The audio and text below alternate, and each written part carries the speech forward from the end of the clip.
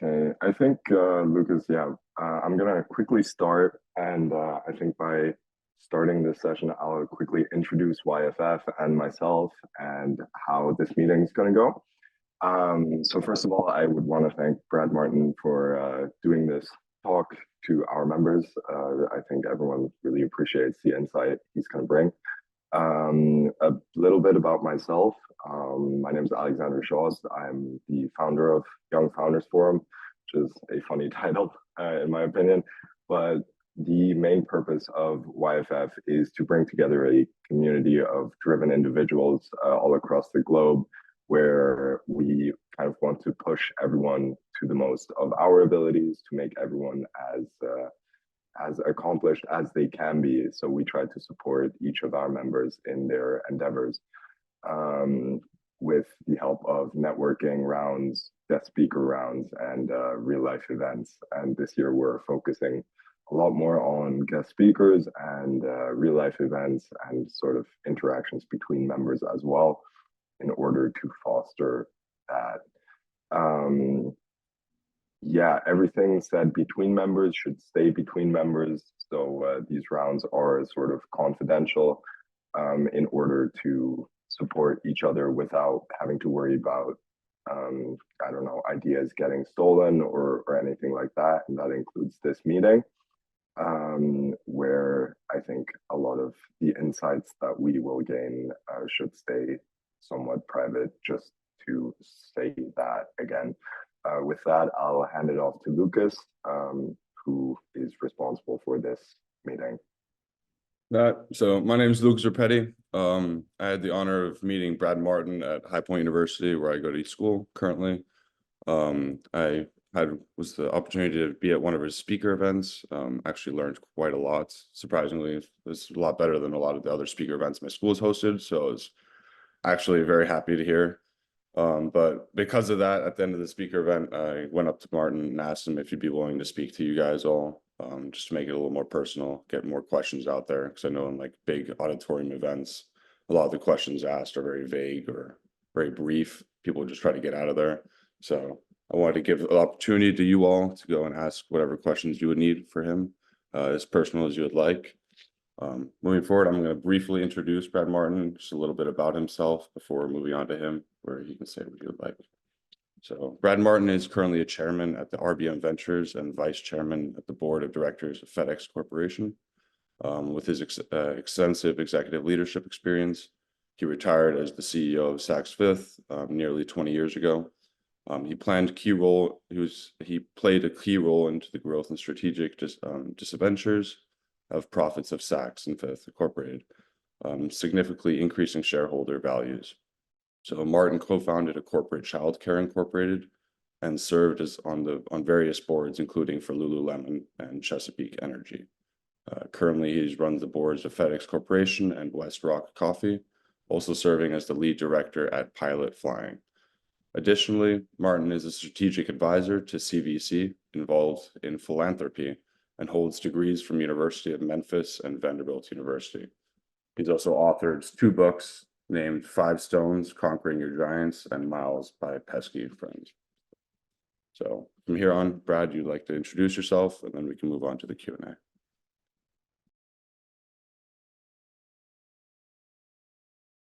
You're muted, by the way. Sorry. Yeah, thanks, Lucas, and thanks all. It's a treat to be with you, and appreciate your accommodating my schedule by moving our start time up a little bit this morning. I was chuckling when you said perhaps my talk was a little better than some of them you've had at school. When I was, I think, 21 years old, I had the opportunity to do a commencement address at what's now the University of Memphis. Hadn't even graduated yet. And I gave a little thought to the commencement speeches I had heard. And so I gave one that lasted 2 minutes and 35 seconds. And it was wildly popular. Nobody remembers anything I said, except they remember it was a 2.5-minute talk. So from that point on, I had a pretty good idea that perhaps when you are invited to speak, you make a few points you want to share, and then just get quiet and see what it is that others might want to chat about. So that's what I'd like to to do today is really talk about anything you guys want to talk about. Excuse me. And there's no softballs, no areas are out of bounds. Again, delighted to visit with you.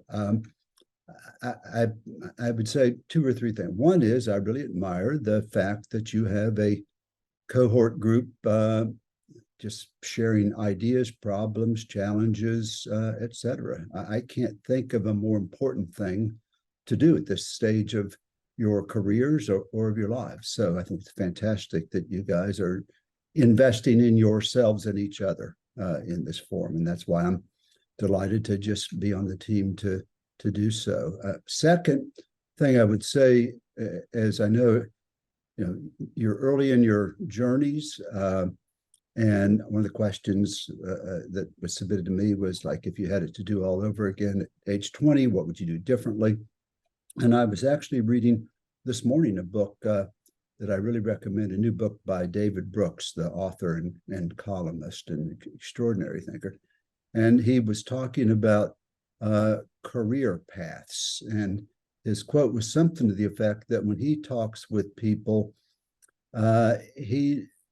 who have been successful along the way, they tell him that it has been more of like catching various waves and surfing them than it has been charting a very specific course and staying on that course over the length of their career. And that's what I would tell you has been my experience. I had no grand strategic plan to be where I am today.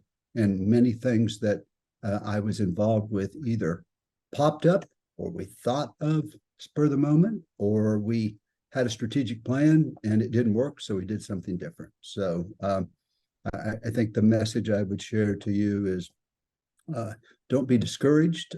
You are going to be catching waves, and you don't have to have it all figured out at this stage of your journey or your career. So with that in mind, why don't we just jump in and you guys fire away, and I will do my best to respond. I'll start us off with the first question. We'll keep everyone muted. And then if you want to ask a question, just raise your hand. We'll unmute you and go for it from there.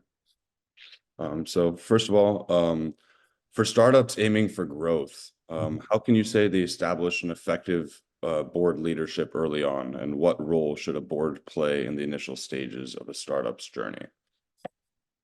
Well, I think it's kind of for the founders to determine what it is they think they most need. I would think I'll just start firing away about options. A strategic council, people that have been there before on the development of a strategic initiative or a business strategy.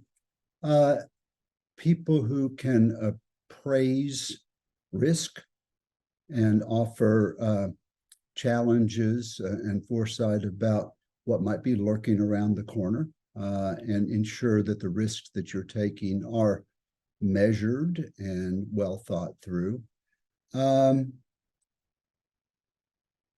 complementary set of skills would be helpful. I mean, if you're all world at one thing, maybe you want somebody on your board who is all world at something else. So having diversity in perspective, experience, and competencies probably very, very helpful. I think somebody who understands their job as a member of the board is not the same as their job as a member of the management team, and vice versa. I mean, if you want a real live board, you're going to have to be willing to be accountable to them, be challenged by them, be pushed by them. And half the time or more, they will know less about what they're talking about than you will.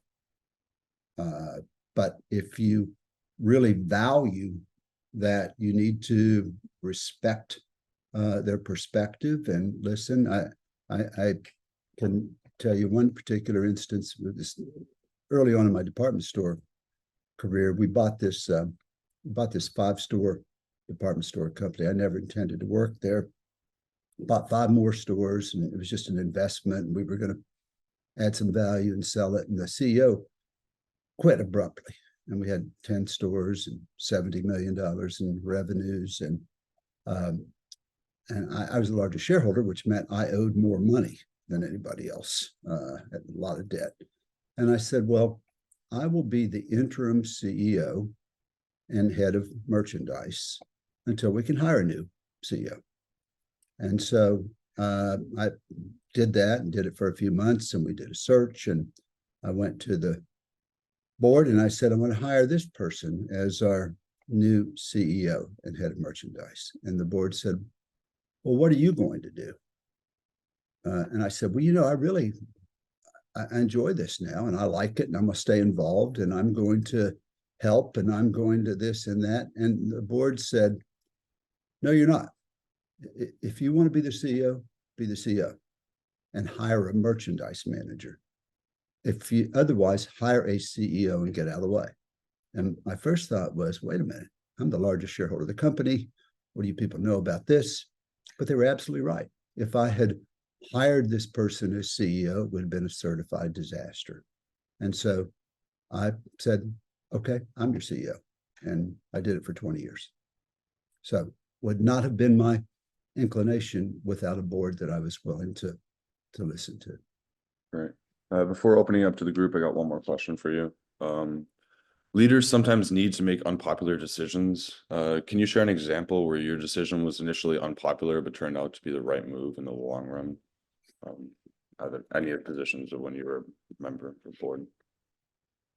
Oh, there are a zillion of them, and also where it turned out that I was wrong in the long run as well. So, it's not a popularity contest, right? There's a balance that I think you face of fostering collaboration and yet also fostering creative conflict and contention. And it took me a little while to do the latter. I was inclined to be all for one for all, kumbaya, we've all got this, we're all on the same team, let's just go get it done. Everybody in agreement? Yes, sure, coach. I actually, over time, I changed to where I would debate and push and challenge people on positions that they held that I agreed with, but I just really wanted to push it to get to the right answer. So it is not a popularity contest. I mean, it's not a popularity job, but I think you also have to have a method to your madness too. And people have to have a reason to trust you when you say something or do something that they wouldn't think is necessarily the most popular thing to do. But time and again, you will face decisions that are not on the popularity meter. It doesn't register well, and you just have to do what you think's right. We're going to open the questions up now to the group. Lisa, you can unmute yourself. Thank you, Brad, for coming and speaking to us today. One of the points that you articulated in your previous answer around, as I read it, roles and responsibilities on teams and being able to stick, first of all, kind of outline who's who, and secondly, stick to them. I think that's one of the biggest challenges I have in teamwork and working towards impact with kind of the team that I have. Do you have any advice for making sure that the roles and responsibilities are assessed often, or any advice for me of how while sticking to my role and my responsibilities, I can still challenge the position of people that are maybe a little bit more higher up, if that's something I believe deeply should be helpful for the process? Yep. It's absolutely great question. On the last point, in terms of the ability to challenge throughout the organization, including challenging up, I think it's really helpful if you can insist upon or help foster a safe environment for conversations like that. You really want to be able to ask questions, challenge, push to get to the best conceivable answer. And you can't do that if you are afraid of the implications of having that sort of a conversation. So I think that spending time in your organization to ensure that it's a safe environment for conversations like that is really, really important. The second thing I would say is that it's important to have those conversations transparently. When we bought Saks Fifth Avenue, the Profits Department stores, we started with 5 stores, and when I became CEO, we had 10, and we made it a $4 billion business in 9 years after I became the CEO. Then we bought Saks Fifth Avenue. It was a different culture, and I remember going to one of the first meetings of the leadership team at Saks, and I had outlined what I thought we should be doing, and are there any questions and any objections, and all for one, and blah, blah, blah. And then everybody was fine. And then afterwards, some of them got together and said, I don't really think that's a good idea. Or I'm not sure he knows what he's talking about, or we're not going to do that. And so I had another meeting, and I said, you can say anything you want in this room, safe. But if you want to have a meeting after the meeting, I'm going to fire you. So I hate meetings after the meeting. Think that you, again, but it only works if you have an environment where you can say to people, it's safe. And I also would tell my team, one day in an executive meeting, I said, I have more bad ideas than the rest of you combined. And I said, the reason is I have more ideas than the rest of you combined, and I would like to change that. I would like for you to have more ideas and more bad ideas than I do. The last thing I would say about the roles and responsibilities, took me a long time to figure this out too. So I'm, now I'm the CEO of the department store company, and I say, well, my my CFO is terrific at accounting and bookkeeping, but not very good on financing and transactions. But I happen to understand financing and transactions, so I'll kind of pick up that piece and help. And my head of merchandise is a really good women's merchant, but not too great on the men's side. But that's okay, because I understand the men's side, and I'll pick up and help. And I would do that in a variety of areas. And I woke up one day and realized I was doing part of the job of 8 or 9 people, which kept me from doing my job. And so to answer your question is, how do you get there? With a painstaking amount of one-on-one time on communicating clearly what the mutual expectations are. And I hated doing that because it seemed like I should be doing something else. But it's really, really important. Ollie, you can ask your question. Hi, thank you again for coming today and talking with us. I just had a real question about, you're talking about different cultures. You were in the retail industry for more than 20 years, running department stores and operating there. And now you're working in, I would call FedEx more of a service-based industry. What would you say about, like, I understand you're on the board of directors, but still, what would you say is the difference in culture? Like in the sense of leadership strategies that you have to use in more of a service-based industry, or again, more like Saks Fifth, where you have more of a department store, you're worried about the amount of stock you're keeping, what you actually keep on the shelves, versus a service that's more about catering to the customer's needs. And how would you say fit your idea of a proper business venture better? Yeah, I've never really thought about the distinction between like the department store business and FedEx, but a real quick one that comes to mind is that FedEx doesn't own inventory. They transport inventory. The retail business, your biggest investment typically is your inventory. And so that would be a big area of distinction. All things equal, I'd rather be in a business that doesn't own inventory because it's hard. I used to teasingly say our shoe strategy was, if you like it, we don't have your size, because it's really hard to have the right stuff at the right time, in the right place, in the right size, in the right color. And that's hard. Not that the FedEx business is easy. Culture, they were both service businesses, though. I mean, if I don't have the right color, size, style that you want. I have failed from a service perspective. If you don't get your package on time, I've failed from a service perspective. So both service industries, one with inventory and one without. On the issue of culture, I think that culture is a huge competitive advantage of FedEx. FedEx was just again rated, I think, number 15 on the Fortune global list of most admired companies, and has been for decades now.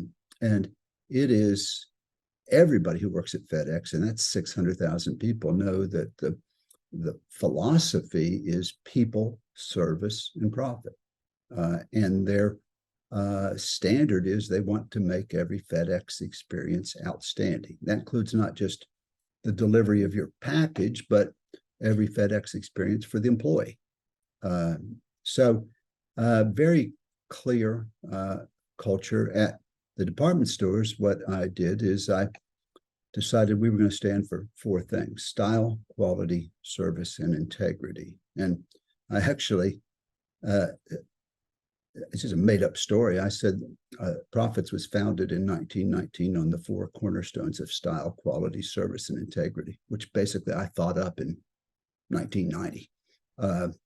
I actually took the entries to the department stores and put those 4 terms into cornerstones on the floor of the store. And I said, these are the cornerstones on which we will operate the business and our culture will be built. And so we spent a lot of time talking about what each of those elements meant in the course of building a culture. And the last thing I would say is we started to really grow. And we were doing $70 million when I became the CEO, and we got it up to about 200 in a few years. And then we bought a $400 million company, twice our size. And I went to the management meeting and all hands on deck, 1,000 people in the auditorium to meet my new colleagues once the deal was announced. And you can imagine there was a lot of apprehension there. Company half their size buys them, and what's next, and who's this person, and what's he know about retail? And one of the questions was, what are you going to do to preserve our culture? And maybe this kind of gets back to the popularity question as well. I said, absolutely nothing. I said, I'm going to do a lot to respect and preserve the traditions of this company, which is 100 years old. But we're going to have one culture, and it's mine. And here's what it is.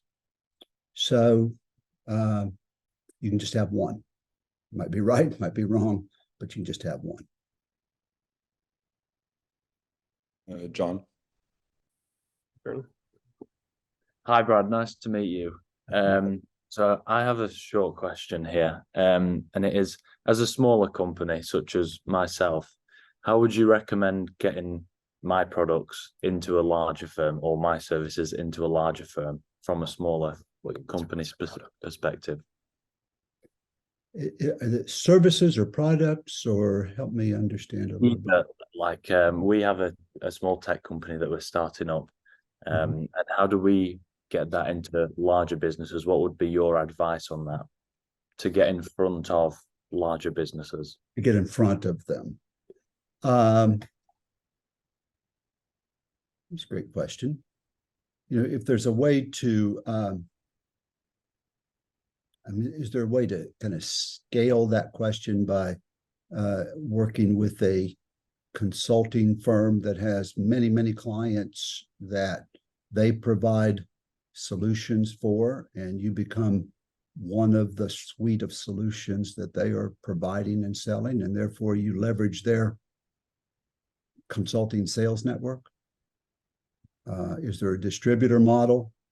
Other than just knocking on doors, if there's a platform you can use for distribution or consulting to where they already have the audience, maybe that's an approach. Perfect. Thank you. Sir.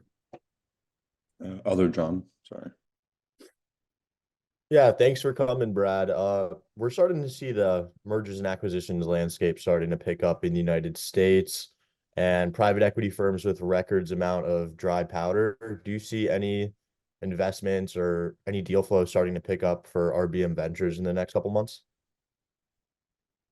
Yeah, and we're I mean, yes and no.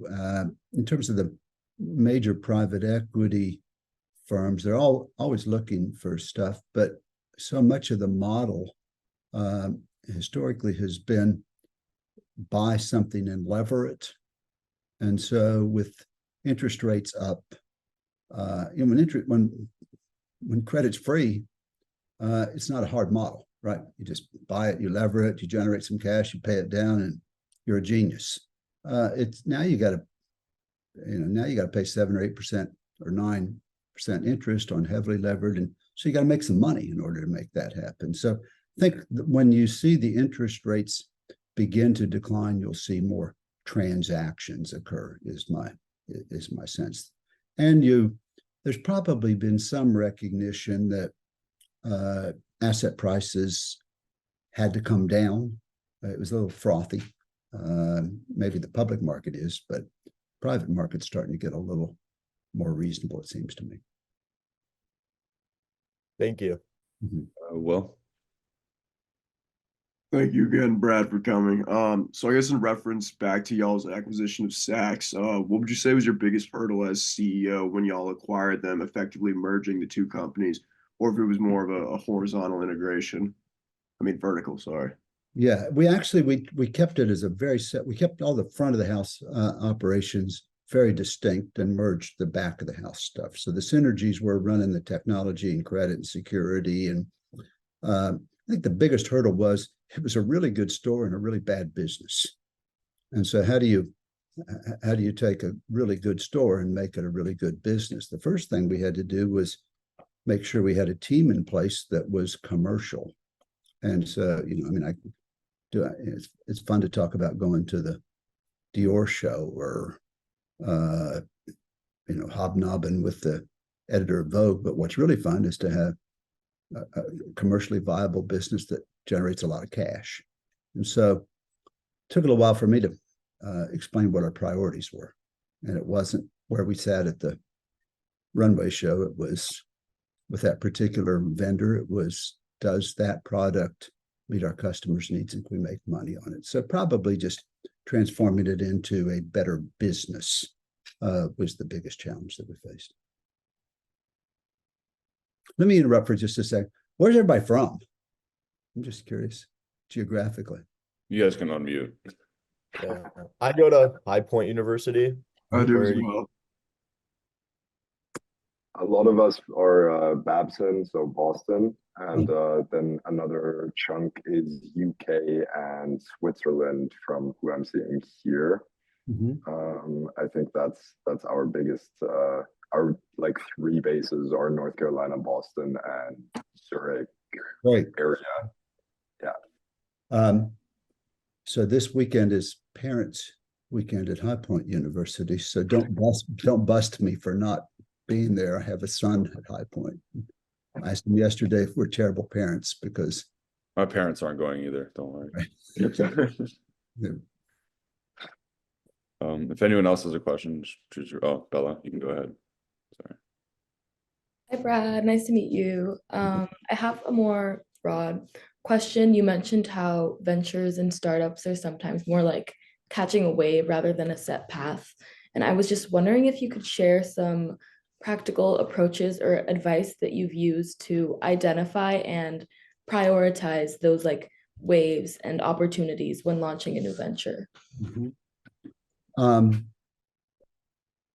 Maybe I talk a little bit about the childcare business and how that materialized. I had not yet gone to work at the department store business, but was involved. I was chairman of the board, but not in the management team. And we were hosting this person to speak at a teachers association meeting as a community thing. And the person was, back in the old days, a children's television icon. And so this person comes in and I said, so where were you before you came to town? And he said, I was at the such and such bank in Virginia. And visiting their child care center. And I said, well, were you at a bank or at a child care center? And he said, I was at both. And I said, well, that's interesting. And I gave a little more thought to it. And I said, increasingly, some of my most talented colleagues at the department store company are going out on maternity leave and not coming back. And when I say, why aren't you coming back? The answer is they don't really have a high quality childcare solution at this stage of their life. And so they have to take a sabbatical. Well, that's not good for my business. So I said, well, I wonder if there really is a market for a company that was in the business of taking care of employers' kids. And that you basically had two clients, the company and the family. And so I started brainstorming it a little bit, got several friends, wrote a business plan. And the whole concept was that there was a wave that said people are looking for a high quality option that is not necessarily available. And if their employer could help provide it, it would be great for the employer's business. And so then I said, well, what does it need to look like? I said it needs to be premier quality at a mass market price to the parent. So the difference in the gap between delivering the cost associated with premier quality and the mass market price that the customer or the parent could afford, but didn't really want a mass market product, that would be borne by the company. And so that was my business idea. I wrote the business plan. I was the first CEO, which just meant I was wandering around trying to figure it out. Hired the three women who ran the Human Services Department for the state of Tennessee, which included the child care regulators. And I said, because you know more about taking care of kids than I do.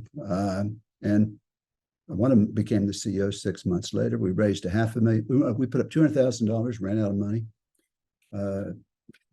Got 500 venture capital, ran out of money. Got 2 million in venture capital, almost ran out of money. And then it clicked. And it ended up being a public company and did very well. And we merged it with Bright Horizons.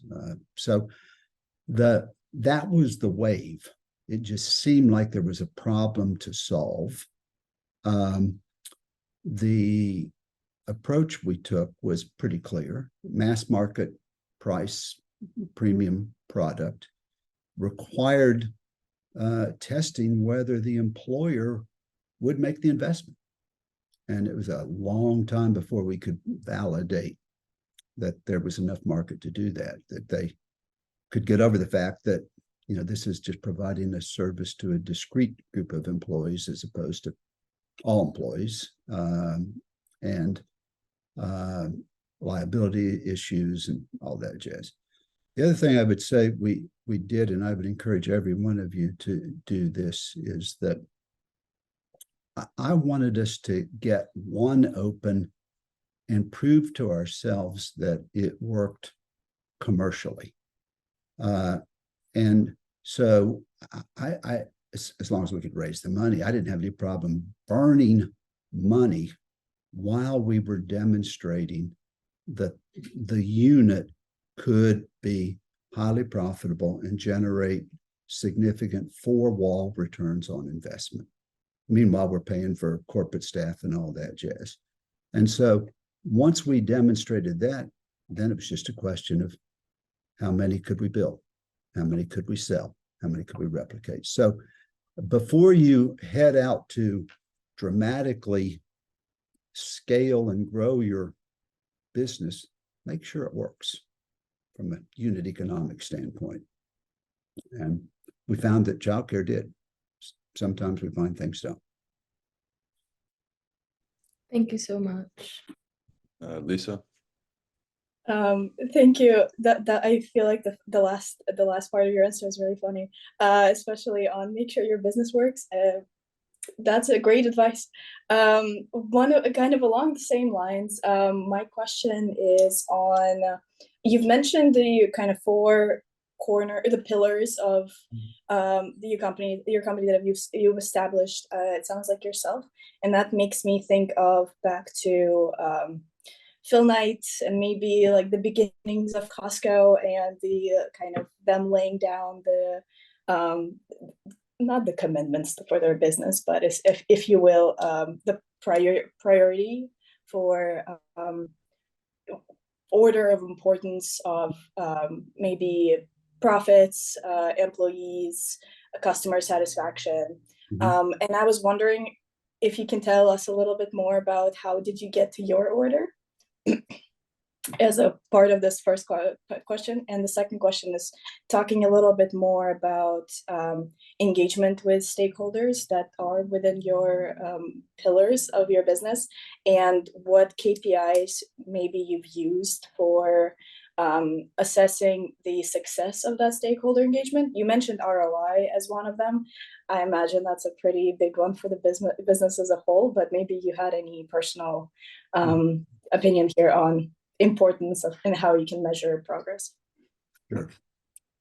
On the first one, that never occurred to me until this moment. I didn't really rank style, quality, service, and integrity. I just bundled them. And so I guess now that I think about it, it's probably a reasonable ranking. If you're in the fashion or style business, you better have a point of view. Yeah, and definitely. so, I guess that's the price of admission.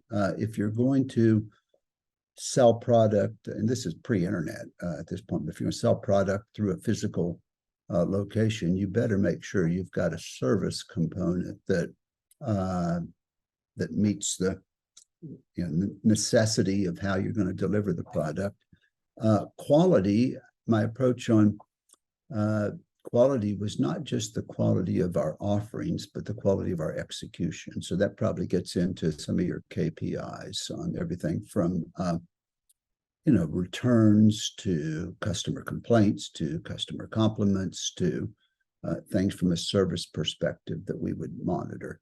And integrity we defined as basically doing the right thing and just keeping your commitments. And if for some reason you couldn't, to be honest about the fact that we couldn't keep our commitments. So it was really transparency. And again, not just in, that's a great example, all the stakeholders, transparency and integrity with our owners, our shareholders, our suppliers, our employees, our regulators. And so each one of those had an element of it that could apply, and you could have KPIs against each of them. Thank you. Alex? Yeah, so I actually also have a quick question that sort of falls into the leadership category. I'm a huge advocate of sort of realizing where your own limitations as a leader lie, or as I guess in startups, like the jack of all trades thing, like when to know where that ends. So when do you decide to hand something off to somebody else? And how do you find people that you find qualified enough to do work that you find satisfactory? Again, you've got to invest a lot of time in sourcing those people and doing your best to determine if they are the people that you want. We did a lot of acquisitions, and so we got a lot of people with the acquisitions. And so in some respects, it was easier. I could just assess what I had in the short run as opposed to having to necessarily recruit for that role. But it's a painstaking thing. It's like to go through, are you comfortable? You've got the right person. Then, as we discussed earlier, do the two of you have alignment on who does what and who's accountable for what? One day I said I was frustrated, and I said to my executive committee that except for our legal counsel, who happened to be my brother, but also had been the editor of the law review at Harvard. So it wasn't too much of a stretch to hire him. I said, except for our lawyer, I think I can do your job better than any of you can do your job. Outrageous thing to say. And I said, and I don't ever want to feel that way. Prove to me I'm wrong. And so frankly, if you think you can do their job better than they can do their job, you got to get somebody else. Yeah. Okay. The last thing I would say is when you have people who are good, you got to let them do their thing, but also understand what they want. I tell this story all the time, but we had our operations center was in Jackson, Mississippi, a big building, and we had technology, security, credit, logistics, just a bunch of the warehousing, distribution, transportation, just a lot of stuff was run out of there. And we had a chief administrative officer that was one of the great executives and managers I've ever been around. And he had a timing and action calendar for everything, books and reams, and knew who's to be where and what and when, just all world. And I'd go every month and meet with him and his direct reports, one on me and two of them. We do about 8 of these things. And after about 2 years, I said to him, Jim, I love coming down here once a month. It's great to see you. Love being with your team. But what am I doing here? The credit lady knows more about credit than I do. And you know more about what she's doing than I do. And I just went through I said, do I need to come here every month? And he said, yes. And I said, why? And he said, I need you to bring us energy. And so that's when I kind of realized that was my job description. Now, I needed to know enough about the credit operation to ask the right questions or push a little or praise or challenge, but he didn't need me to make sure the credit operation ran well. He needed me to make sure the leaders of that operation had energy and that he had energy. That's a very interesting point. Yeah. Cool. Jay-Z, do you have another question, or is it the same hand? Sorry. Hi, Brad. Thank you very much. It's been really interesting to listen to so far. So my question is a little bit different. There's 2 parts to it. Obviously, everybody in life has their own personal interests and hobbies that they like to pursue. I was wondering if you could share any interests and hobbies that you like to pursue in your free time, which leads me on to my second part, that obviously, as a CEO, your time is extremely valuable. How do you manage your time effectively to ensure that you still can achieve your personal goals outside of work while maintaining balance between having a professional life and also doing those things that are valuable to yourself? That's a great question. I mean, even at the moment, the most valuable thing you have is your time, right? So how you allocate that is more important than how you allocate your capital, honestly. So being intentional about what you spend your time on as a business leader, I think, is really important. It took me a long time to figure that out. One day someone said, what do you focus on? And I said, I've come to the conclusion that I only do really big things and really little things. And everything else in the middle, somebody else has to do. Well, what's a big thing? Are we going to make this acquisition? Am I going to hire this person to run this division? Are we going to make a very aggressive competitive response to something that has happened? That's a big decision. What's a little one? What's a little thing? Are the bathrooms clean? Are we saying thank you by name to our customers? So I was a maniac about the little things, and my job was the big. But everything in the middle, I just didn't do it. And if I had, I couldn't have done the other stuff. I spent a year as the interim president of the University of Memphis, and the university needed some significant change, and I decided I'm only going to be here a year. There's no chance I'm going to do this long run. I've got to change some things. And I picked 8 things and I said, those are the only things I'm going to spend time on. If it doesn't fall in one of those buckets, I'm not going to do it. And we moved the needle on 7 of them dramatically in a 1-year period of time. But 95% of what you would expect the president to do, ranging from alumni meetings to state board of regents meetings to administrative tasks, I didn't do any of them.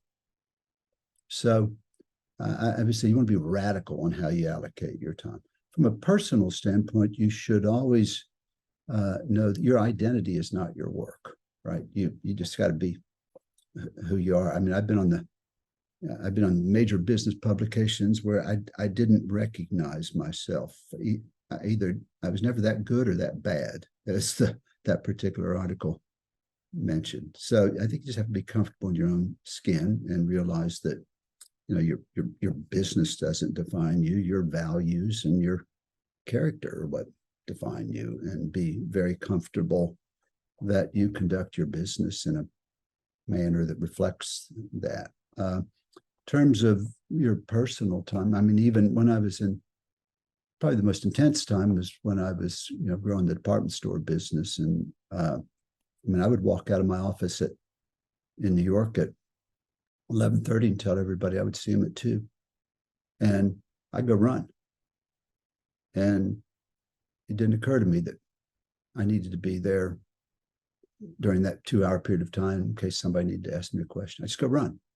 I got to the point where I would not go to a breakfast meeting unless it was an absolute, you know, requirement, because I wanted 2 hours in the morning for planning. And no, it wasn't 8 to 10. It was, you know, 5 to 7:30 or something. But I wanted that time for my own planning. So what do I like? I like to work out. I like yoga. I play some golf. I like to read. Have 2 grown sons and 3 teenagers, all boys. So I like to hang out with family. And frankly, I like business too. It's really, business is fun for me. So that's kind of, people say, what are you going to do this weekend? I said, I'm going to work and work out. And that's kind of like a great weekend. Thank you. And it sort of goes on to the thing of, if you love what you do, you never actually work a day in your life. So I guess it sort of is a cross point of your professional life is your interest and personal life, because it is such a... Yeah, they can. Yeah, that's, I mean, having said that, they don't define you, but also say it's very difficult to separate them. I have a friend years ago wrote a fabulous book, Jim Autry. It's called Love and Profit. And his basic theme was, you can say, well, I have my life and I have my career. And that's fine until you come to work and the person sitting next to you just lost his wife to cancer, or until you come to work and you're worried about the addiction demon that your son is facing. And the truth is that that stuff does come to work, right? And so that was his theme, was that there's not your life and your work, there's your life. And love should pervade your life and your work. Thank you. Thank you, Brad. We have time for about 1 or 2 more questions. Matthias, if you'd like to go first. Hi. So first of all, thank you so much for taking your time with everyone's question. I was wondering, in a 2017 interview with Bloomberg, the now again CEO of UBS, Sergio Armati, mentioned that amongst operational risk, credit risk, and market position risk, operational risk is the greatest. And I was wondering if you felt similar amongst your career. I think a lot of it came true in the demise of Credit Suisse. Right. So I'd want to know your thoughts on that. I mean, I think it's a very valid point.